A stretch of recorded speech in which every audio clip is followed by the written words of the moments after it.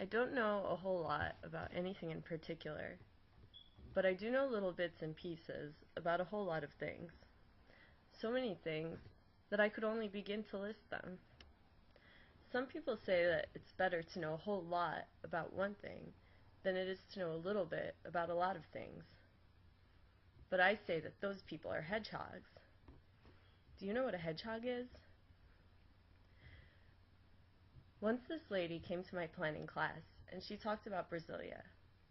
Brasilia is the capital city of Brazil.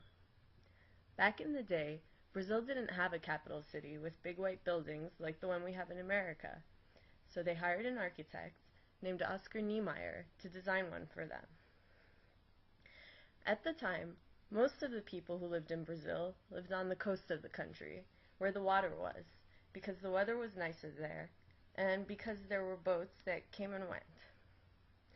Oscar wanted to put Brasilia in the middle of the country, where nobody really lived, because it was dusty and far away from everything else. Somebody asked him why he wanted to put Brasilia in the middle, and he said that it was because the middle part of something is symbolic, like it is the heart of the country. Also, the old capital of the country had a lot of crime and poor people, so maybe they wanted to get away from that too. So he designed this really big city with big buildings and big lawns and big highways right in the middle of the country, and everything was really big and really beautiful to look at from far away and from an airplane. Hedgehogs like big things. But it was totally empty because it was in the heart of the country where nobody lived, so people had to move there. Only people who had lots of money could afford to live in the big white buildings, but lots of people who didn't have money had to live there too, to work for the people who had lots of money. Actually, there were already people who didn't have lots of money living there, but they didn't live in the big white buildings either. They were living in their own town that they had built from scratch, right next door to Brasilia. These people had to live close by, because they were the construction workers who were building the whole city, and they liked their houses so much that they stayed, even though people from Brasilia wanted them to go away. Well, hedgehogs don't like when stuff like that happens, because it ruins their big idea. But then there are foxes, who think it's really interesting when something like that happens, because it shows how even if you try to make one big thing, a lot of smaller things are going to be part of it, no matter how hard you try to make them go away. Well, I thought it was really interesting, so I guess that makes me a fox. Then, at the end of class, the lady who told us about Brasilia passed out this piece of paper where this guy named Derya Diril talked about hedgehogs and foxes. That's where I learned all about them. He said that Dante, Plato, Lucretius, Pascal, Hegel, Dostoevsky, Nietzsche, Ibsen, and Proust were all hedgehogs, and that Shakespeare, Herodotus, Aristotle, Montaigne, Erasmus, Molière, Goethe, Pushkin, Balzac, and Joyce were all foxes. And I realized that even though I'm a fox, I still like the hedgehogs too. But maybe that's just because I'm a fox. I went on Wikipedia to look them up, and I found an entry called The Hedgehog and the Fox. I thought that Berlin had come up with them all by himself, but it said that he got the idea from an ancient Greek poet named Archilochus, who said that the fox knows many things, but the hedgehog knows one big thing. And that Berlin used the idea to show that Leo Tolstoy thought he was a hedgehog, even though he was really a fox. And he used it to critique Tolstoy's ideas about history in his book War and Peace. I never read War and Peace, but I did read Anna Karenina, and now it's one of my favorite books, even though I don't agree with all of his ideas. I gave it to my mom, and now she's reading it. My mom likes to read a lot, and she taught me how to read books when I was really little. She wanted me to read a lot too, so she got me a lot of little books, and I guess that maybe that's how I started to learn a little bit about a lot of things. My mom bought me this one book that I really liked a lot. Sometimes I still think about it, even though I read it a long time ago. It was called Orbits. I think it's still in our garage. It had a lot of little stories in it, and they were all illustrated. One story was about Galileo, And another was about these kids who lived in space and had a radio. And another was about this Athenian hero named Theseus who was stuck in a labyrinth with a hungry minotaur. And another was about a father and son named Daedalus and Icarus who tried to escape Crete. I only realized when I had grown up that Theseus and the Minotaur and Daedalus and Icarus were all from the same story. I want to talk more about Icarus and Daedalus, since that was my favorite story, and I think about it more and more as I grow up. Daedalus was an artificer, which is a fancy way to say craftsman, but it's better to say artificer when you're talking about Daedalus, because it makes it easier to talk about what he represents in the story. Daedalus is an artificer, which means that he builds things that aren't already built by nature.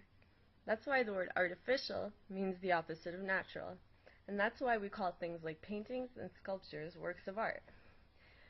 Some people say that some things that look like art aren't really art, because they were made for practical reasons, like idols that help people pray and get closer to heaven, and propaganda that people use to make other people think things that they didn't think before. And some people say that some things that don't look like art really are art, because they didn't exist until someone made them. Some people say that art is anything that expresses the human condition.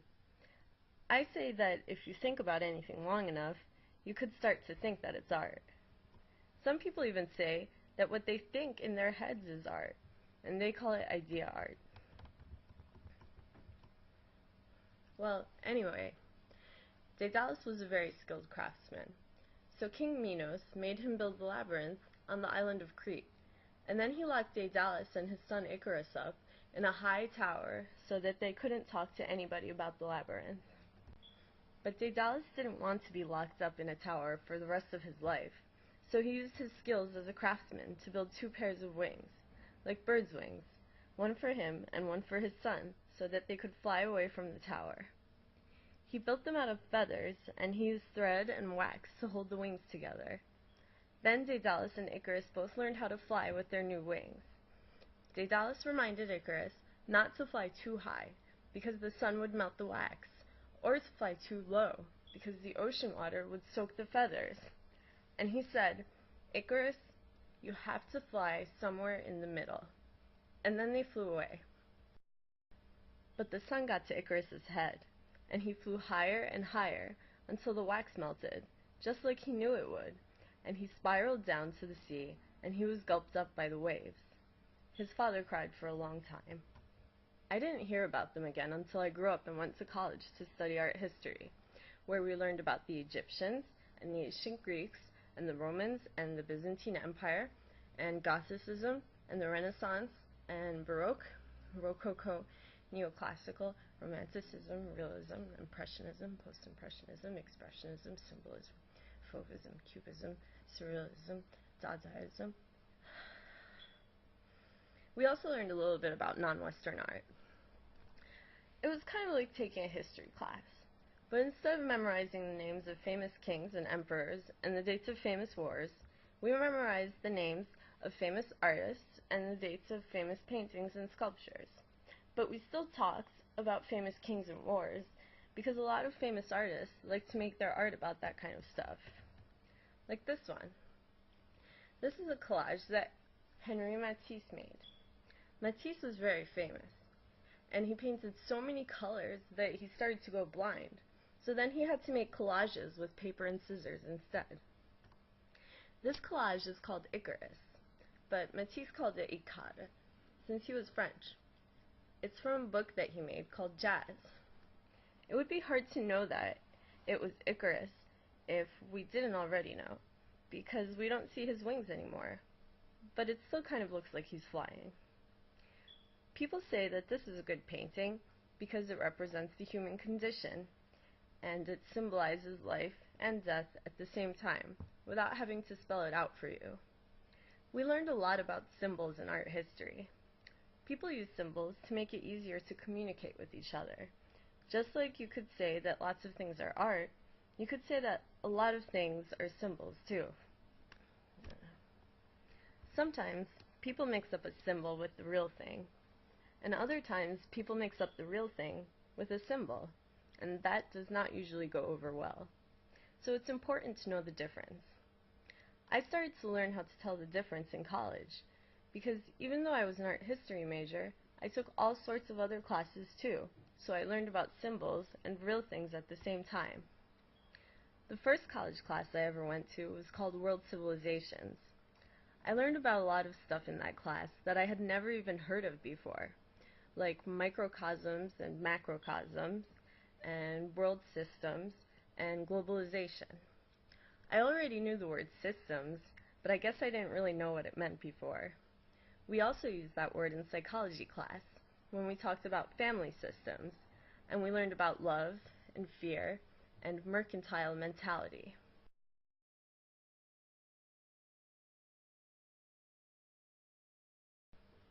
We also used that word in math class, where we talked about numerical systems, and I found out that the labyrinth that Daedalus built in Crete was a Eulerian path. The best part was that when we learned about paths and systems and cathedrals and Rio and Matisse, I wasn't learning them one by one, like in a list or a timeline, or like a Eulerian path, where no matter how long you make it, you can only take one path to get to your destination. It was more like a maze, where the longer you make it, the more options you have to get from point A to point B. I'm not that worried about getting to point B anyway. There's so much interesting stuff to stop and look at on the way there. I was telling my friend about the hedgehogs and foxes yesterday, and she told me about this creature called a nine-tailed fox. Have you ever heard of a nine-tailed fox?